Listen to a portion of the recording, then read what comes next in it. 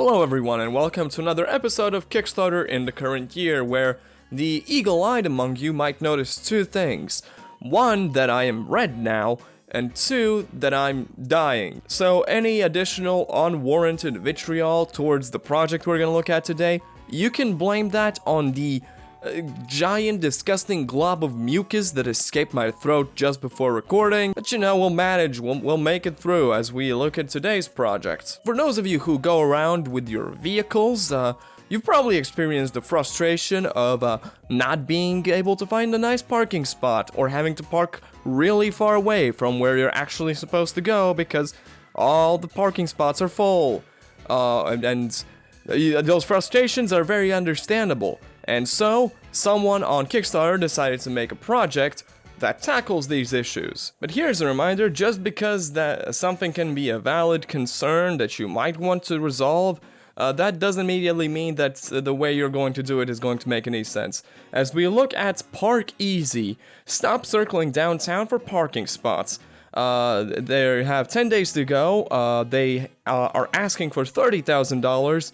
They've made zero, meaning that even the bots have stayed away from this project. And you kind of understand why just by looking at the video thumbnail, the image they use, which is very clearly AI generated. All the text is completely messed up. I mean, if you look at the cars in the back, it's like, you know, they have a point about parking spots, because clearly some of these cars have parked on the sidewalk, some of these cars have parked inside of each other.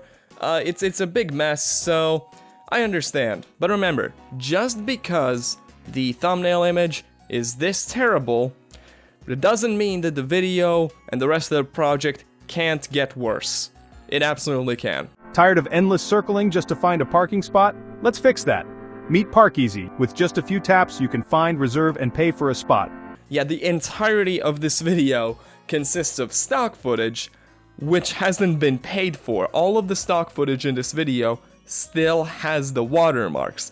The person who made this project, the person who is ready to tackle and resolve the issues of parking in cities everywhere, globally, across the entire world. Hey, so as I'm editing this video, I realized I'm kind of an idiot, and actually, it's supposed to only be in San Diego, but in my defense, they have only mentioned it once in the video, and nowhere on the project. The only part where it mentions it is the location of the project creator, so I'm going to stick with everything else I say in this video.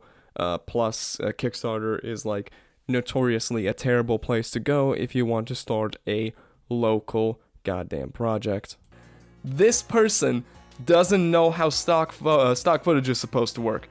I've used stock footage and stock photos with the watermark still on in my videos as a joke. The joke is that I haven't put in the effort. I, however, do not ask people for $30,000 for you to appreciate the lazy, dumb joke I'm making. Instantly, it shows you available spots nearby. Tap to reserve and voila. No more guessing or last-minute scrambles. But wait, there's more. The app even remembers your favorite spots and shows you real-time availability.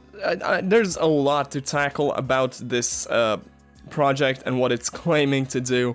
Let's just start by saying that the app would not goddamn work. Even if this is a free app, and by all accounts I believe it is, because the only reward tier rather, is $1 for bragging rights, so you're not getting anything. No matter how much you back this project for, you're not getting anything for it. Which begs the question of how they're sustaining the app after the Kickstarter launch, because, well, how are they going to be making money?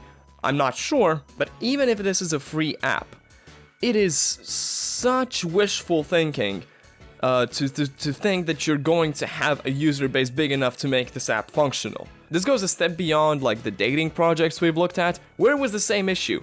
You were not going to have a user base big enough to begin with to justify the existence of the app on your phone. Because you're going to rely on the user base to report on these things. You aren't going to be going around marking every goddamn parking spot everywhere on the planet. You don't have your own satellites to monitor those parking spots. You're just gonna have to rely on user data. let's say for a moment 30,000 people back this project. Each one of them gives $1, and 30,000 people back this project. This app goes live. Those 30,000 people now have the app. Those 30,000 people are spread across the entire world. They don't even have to be spread across the entire world. Let's say they're all in the US. 30,000 people in the entirety of the US have this app. How useful is that going to be for them day to day? I'm going to say in a week they're going to uninstall the app because they're probably the only person or one of like 3 people in their town or city that is using this stupid app. Oh, they'll be cruising around downtown, like you said. They'll open their phone and go, oh, there are no updates because I'm the only person that can update this thing. But you're not gonna bother updating the goddamn app with parking spots that have been taken up, because who are you updating it for? You're the only person using the stupid app. Parkeasy leverages advanced technology to provide real-time information about available parking spots, allowing you to find and reserve spaces with ease. Our app integrates seamlessly with a network of parking facilities, offering a user-friendly interface that displays available spots, pricing, and distance from your destination. There's a lot here in this description, so what are the advanced technologies? Do you want to elaborate on the advanced technologies? No, I'm sorry, this is patent pending, like, you can't reveal what advanced technologies allow you to show the free parking spots. Parking facilities, if you're integrating with parking facilities, what this sounds like is you're directly contacting or having these parking facilities registered on the app. So it sounds like you're talking about paid parking, and I don't know, of course, about a lot of places elsewhere. I'm sure it's different in different parts of the world. Here, paid parking usually has free spots in it because people don't want to pay for parking. That's what happens. If you're cruising around downtown looking for parking spots, you're not looking for paid parking. Paid parking is your final last resort. So that's not exactly useful. I have to assume that you're talking about parking in general, however, because nowhere are you talking about paid parking in the frickin' video. I mean, if you're using the app to contact paid parking facilities, alright, that kind of adds up, but just in general, how are you going to reserve parking with this app? It only really makes sense that you're reserving parking spots within the user base, you know. Oh, this parking spot is, I want to use it, nobody else on the app is allowed to use it, is going to show up as being taken. But how is that going to stop someone who isn't on the app from taking that parking spot? Even more so, what the hell is stopping someone who is using the app to go, well, it's the only free spots, and what are they gonna goddamn do if I park here? Nothing. There's zero possible enforcement of any kind. Finally, the last part of this project that's so wonderful is the risks and challenges, which is very laconic, very demure. It simply says risks and challenges, product doesn't launch.